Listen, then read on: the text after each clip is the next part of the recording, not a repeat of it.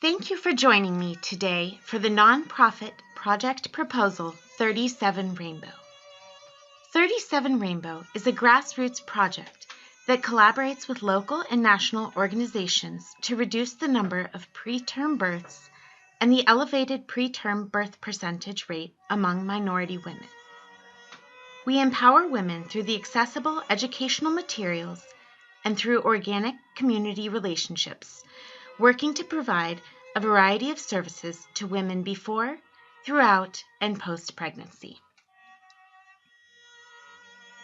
While we strive to educate the community on preterm birth, Rainbow 37 is an action-based project focused on providing tangible services for traditionally disadvantaged mothers. Rainbow 37 breaks down barriers of language, race, and ethnicity to serve as advocates for women within our communities. Our model for success is centered around relationship building with both leaders in the community and the women we serve. Wherever you come from, regardless of the language you speak or the color of your skin, Rainbow 37 longs to connect with you. 37 weeks for 37 shades. Preterm birth is defined by the Center for Disease Control as a baby that is born before 37 weeks of pregnancy is completed. A baby continues to develop their brain in month 8, and at month 9, the lungs are nearly developed. With such essential functions still developing until the last few weeks, it's easy to understand the importance of completing the full 37 weeks. The CDC recognizes that there is a significant variance amongst different ethnic and racial groups and the rate at which preterm births occur. The March of Dimes also acknowledges that this gap continues to widen. Before we deep dive into the variances of preterm birth, let's take a look at some of the issues and risks that increase with preterm birth. The March of Dimes notes that preterm birth is the leading cause of death in children under age 5. The CDC states that preterm babies are more susceptible to death and disability. For those that survive, additional complications can occur. These babies may have problems that range from breathing and feeding to cerebral palsy and developmental delays. Hearing and vision problems are also increased risk amongst preterm babies. So where does this put the United States in comparison with other countries? The March of Dimes states that the U.S. ranks at a C grade in preterm births. Health Day News says that the United States is among the 10 countries with the highest number of preterm births. In 2016, 1 out of every 10 infants was born preterm, according to the CDC. That's a lot of preterm babies. Now let's take a look at how that breaks down over a period of 4 years.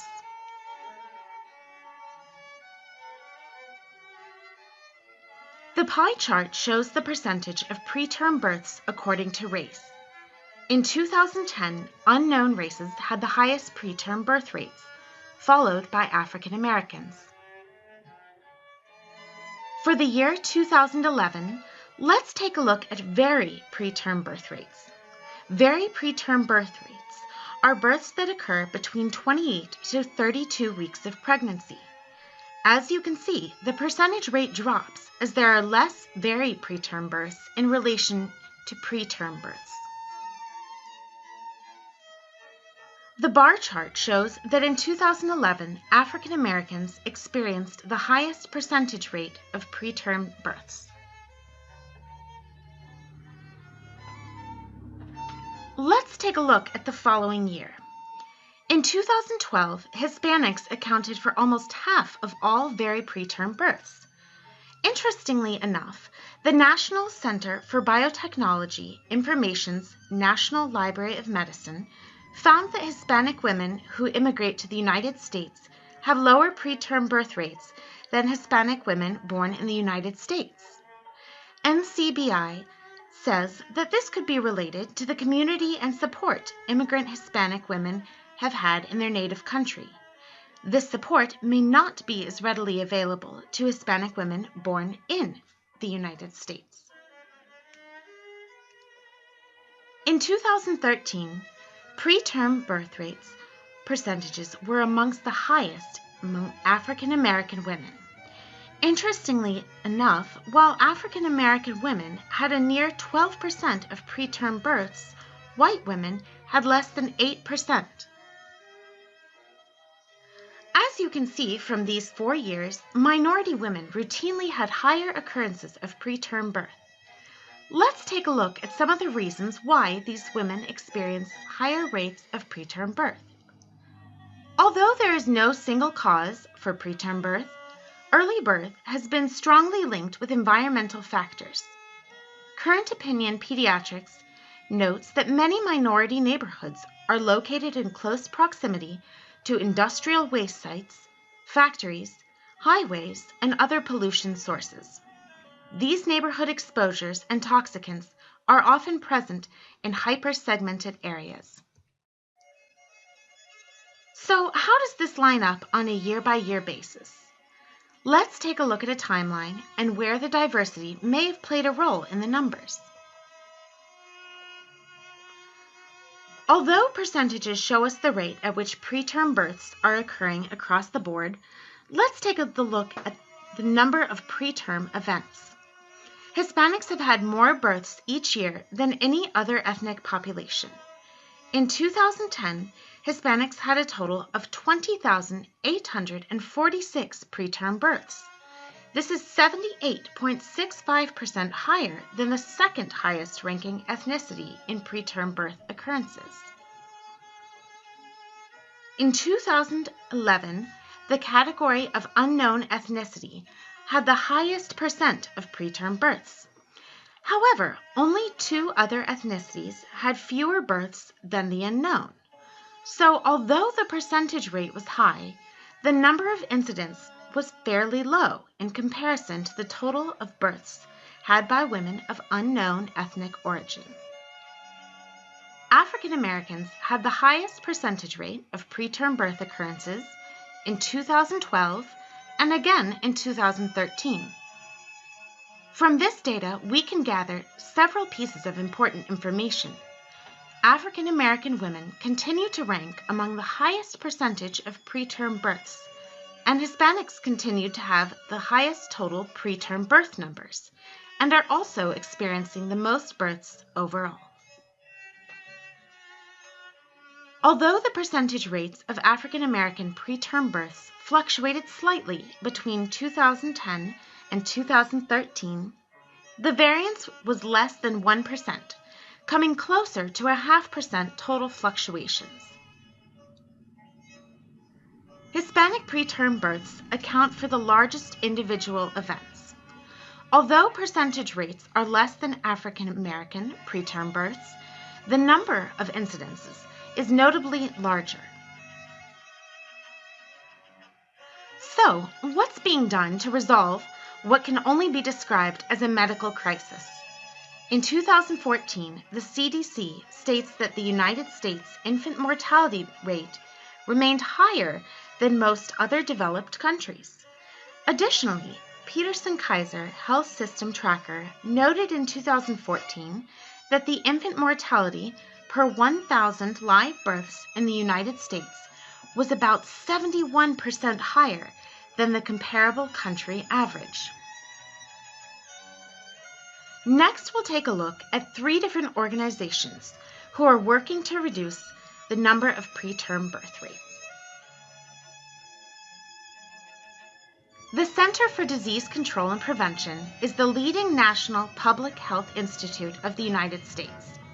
Currently, they work with a variety of organizations, including at the local, tribal, and territorial level. Their strategic partnering with leaders at community and local levels gives visibility to the educational information they work to provide. The CDC works to further awareness of preterm birth and provide educational material. The CDC is research-based and prides themselves in making this information relatable and accessible to the general population. Public health practice and clinics collaborate with the CDC to implement their findings and best practices. The American College of Obstetricians and Gynecologists, the American Academy of Pediatrics, the March of Dimes, the Collaboration on Innovation and Improvement Network, the Association of State and Territorial Health Officials Babies Initiative, and Perinatal Quality also collaborate with the CDC on state and local levels. Cincinnati Children's Hospital is a hospital leading the way in changed practices that work to make medical care available to traditionally underserved women. Cincinnati Children's acknowledges that preterm births occur mostly among poor, uninsured minority women. Some of the inequities and obstacles they see occurring frequently in minority women are logistical: the lack of child care for any other children, lack of reliable transportation, job demands, and struggle with food and housing are all reasons these women have difficulty keeping their appointments. Cincinnati Children's took a proactive approach by having same-day appointments for women. A woman can walk in, take a pregnancy test, find out it is positive, and begin receiving prenatal care the same day. Cincinnati Children's also offers assistance for tobacco cessation, social issues, and safe places. Once a woman is safe and is free from abuse, only then will she be able to think about a healthy and safe birth. March of Dimes is an organization that spans the U.S., Canada, and since the beginning of their global programs in 2008, has worked on projects in 33 different countries. They work to improve birth outcomes in middle and lower income countries. A focus on social education and awareness rallies together in communities to raise funds and support. Through social media, community walks that double as fundraisers, and World Prematurity Day, the March of Dimes is a well-known nonprofit organization in the United States and increasingly the global community. So where does the Project 37 Rainbow fit in? We took a look at the statistics and data, programs that are working to improve the crisis of preterm births, and developed 3 key points of difference. Since physical barriers, such as transportation to and from medical appointments, are a common cause for minority and women in poverty, we focus on overcoming logistics. Our shuttle service is available in communities which may or may not, or do not, have safe and reliable public transportation.